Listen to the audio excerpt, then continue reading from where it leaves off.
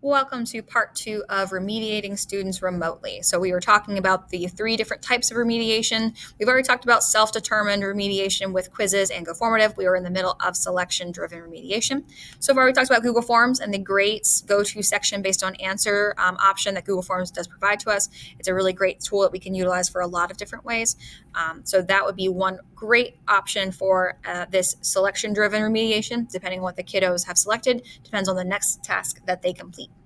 Another cool one is called Dectoid. So this is going to show you both the teacher side and student side of a tool that's kind of like what we were talking about with Google Forms, but a really cool interactive tool. So this is going to have a series of kind of like steps the students have to go through, like one stage leads to the next stage leads to the next stage. So this is a great way to kind of review content. This is a great way to make more of a gaming kind of style. It's really interactive and interesting, but it does let kiddos, depending on what they've said, depends on what they do next. So down here, for example, we have this option where we have 2 different paths that will lead either to one of 2 places depending on how the kiddos do. So what I've pulled right here is not a Dectoid that I've made. This is one that's automatically kind of in the program that you could just be able to pull in and utilize. So it does have a lot of some features like that where we can just kind of pull in different Dectoids, but we can also then create and customize our own. So this one's a more complicated tool, but it's going to be way more interactive and really interesting for the kiddos to see.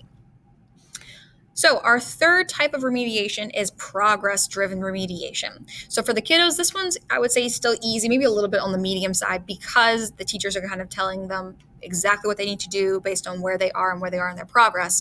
On the teacher side, though, this one's more difficult because it's a lot of front loading. So the teachers are going to have a lot of organization, a lot of pieces put together to make this work. And the best tool, another tool that, again, I've used in my own classroom is the grid method. So that might be something as you remember hearing about last year. So here's the method, here's the concept for progress-driven remediation.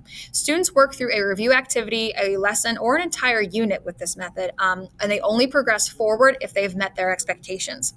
In this way, teachers have to front load a ton of tasks, and then they spend their time in the classroom or on those Cyber Wednesdays helping to support students so that they are able to progress through the different assignments. And the final due date is set early so that the students know exactly how much time they have to progress as far as they possibly can through the content.